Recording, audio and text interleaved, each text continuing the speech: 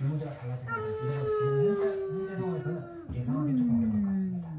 네, 앞서 제가 그 목격자 없는 살인 사건도 여쭤봤었는데 이게 그 경기도 법인카드 유용 의혹을 폭로했던 공익제보자 조명현 씨의 경찰 조사 당시 진술이 거의 유일한 증거가 아닌가 싶은데 직접 증거가 다른 사람의 말을 전한 조 씨의 전문 기술은 피고인이 증거로 사용함에 동의하지 않으면 증거로 사용할 수 없다면서요? 예, 전문 진술 같은 경우에 이제 증거 능력이 쟁점이 될 수가 있습니다. 전문 진술이라는 것이 다른 사람의 입에서 이런 일이 있었어요라고 또 이제 3자 이야기를 하는 그런 경우거든요. 그렇다면 이 사람이 이런 말을 한다고 해서 반드시 객관적 사실이 이렇게 이 사람의 말처럼 있었는지는 증명할 수가 없는 부분이 있기 때문에 이 전문 진술 같은 경우는 증거 능력이 쟁점이 될 수가 있고 이번 사건의 이제 법원 판단에 있어서는 그런 전문 진술에 있어서는 쟁점이 됐던 것이 아니겠습니다.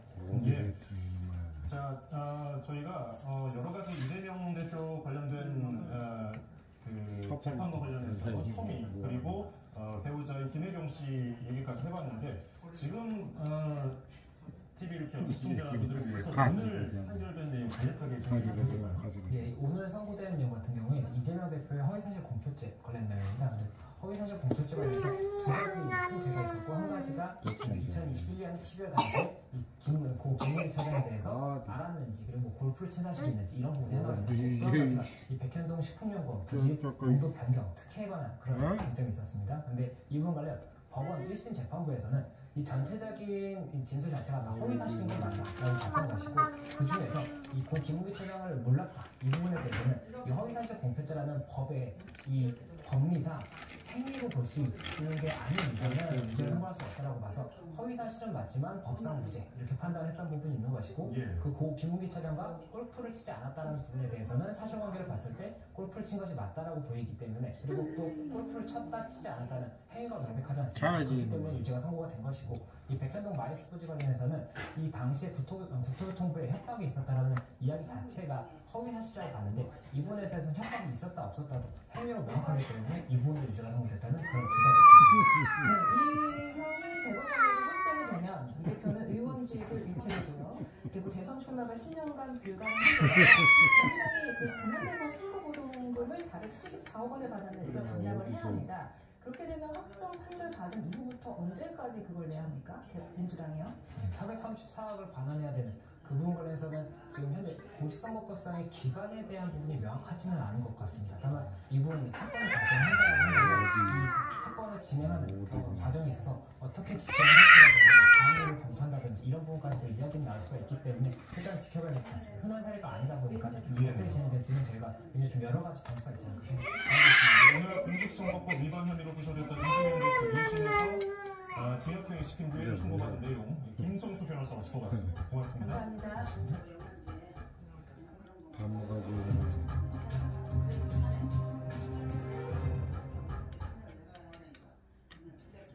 야탐역에서 흉기난동을 벌이겠다는 게시글이 등장한 지 2달 만에 경찰이 작성자를 체포했습니다. 글이 올라온 사이트 관리 직원이 저지른 일이었는데요. 사이트 방문자 수를 늘리기 위해서였다고 진술한 것으로 전해졌습니다. 정면우 기자의 보도입니다.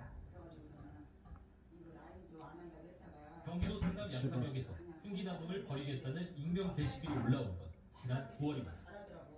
닷새니 범행을 예고한 협박글에 기동대, 자율방범대 등이 투입됐습니다. 현장엔 장갑차까지 배치됐습니다.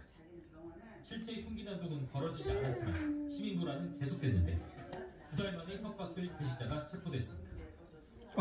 글이 올라온 사이트에 관리 직원이 20대 남성 A씨였습니다. A씨는 이 사이트 내에 있는 음란물 사이트 안내 게시판을 관리해온 것으로 전해졌습니다. 창피하네. A씨는 사이트 방문자 수를 늘리기 위해 협박글을 올렸다며 범행을 시인했고 경찰은 구속 병자를 신청했습니다.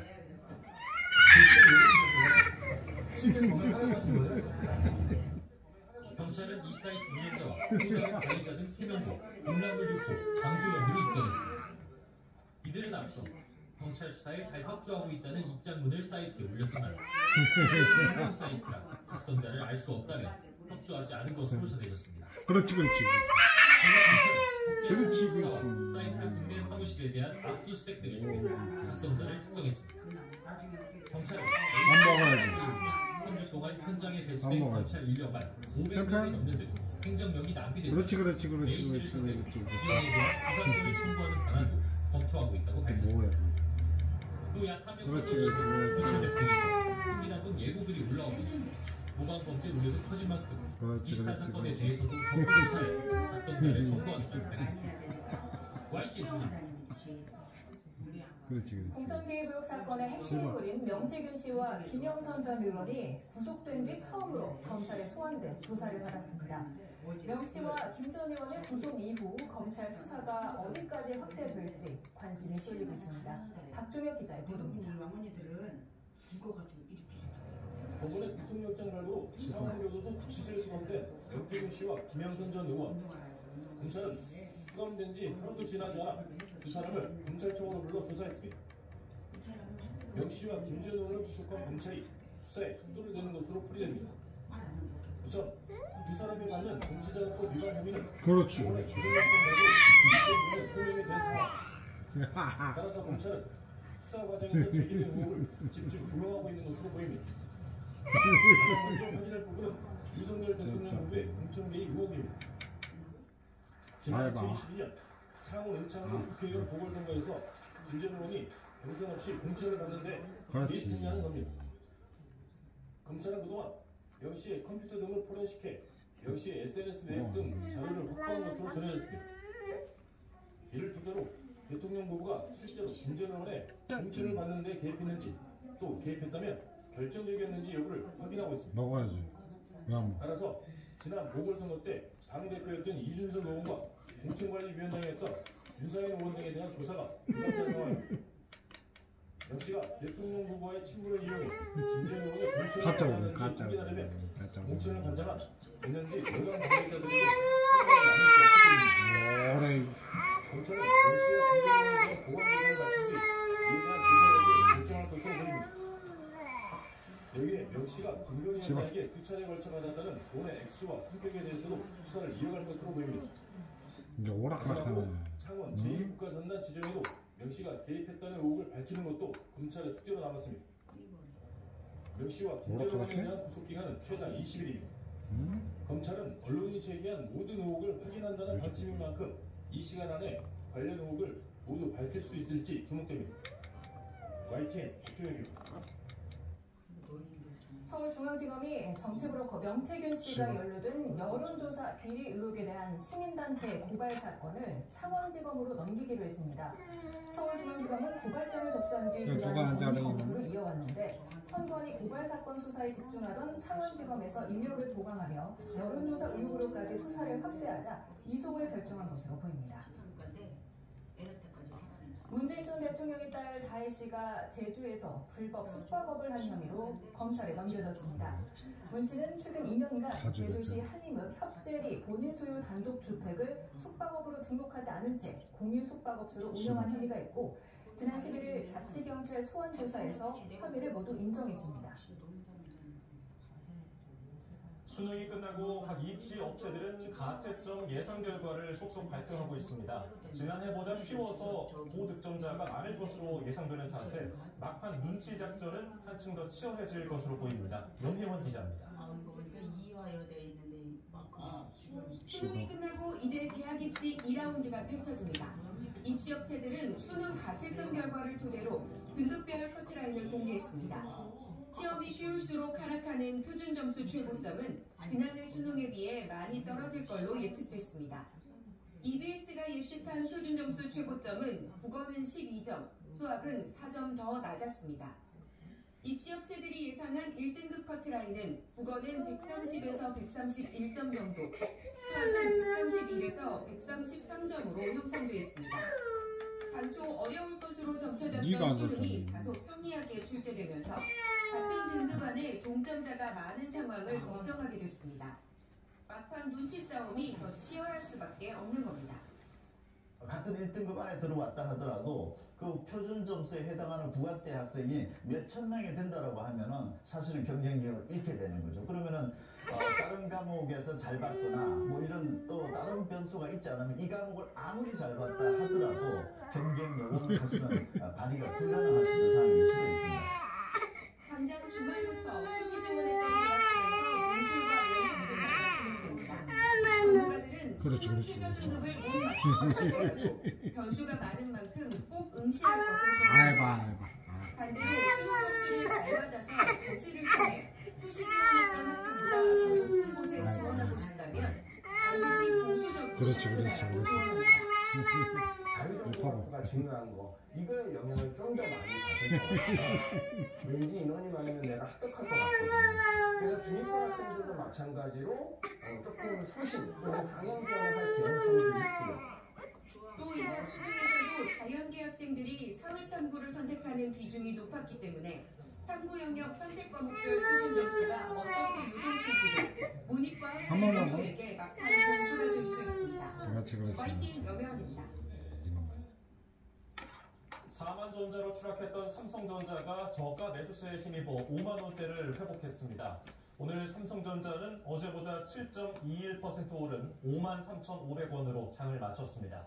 하루 전 4년 5개월 만에 4만 원대를 기록하자 바닥을 쳤다는 인식이 강해지면서 6거래일 만에 크게 반등한 것으로 분석됩니다. 시가총액 1위인 삼성전자 급등에도 코스피는 하락 마감했습니다. 삼성전자가 주주가치 제고를 위해 10조 원 규모의 자사주를 매입하기로 했습니다. 삼성전자는 오늘 이사회를 열고 향후 1년 안에 10조 원 규모의 자사주를 분할 매입하겠다는 계획을 의견했습니다. 이 가운데 자사주 3조 원은 석 달 안에 사들여서 전략 수락하기로 했습니다. 오늘 18일부터 내년 2월까지 장내 매수 방식으로 매입해서 수락할 계획으로 보통주 5,014만여 주, 우선주는 691만여 주입니다. 윤석열 대통령이 아시아 태평양 경제협력체 APEC 정상회의 참석을 위해 페루에 도착했습니다. 윤 대통령은 우리 시간으로 내일 새벽 시진핑 중국 국가주석과 정상회담을 하고 바이든 미국 대통령과의 고별 한미일 정상회담도 열기로 했습니다. 페루에서 신윤정 기자입니다. 뭐 하는 거야? 뭐라고? 윤석열 대통령이 성남 서울공항 이륙 21시간 만에 APEC 정상회의가 열리는 페루 수도 리마에 도착했습니다. 취임기 첫 중남미국가 방문이자 윤석열 대통령의 페루 방문은 지난 2015년 박근혜 전 대통령 이후 9년 만입니다.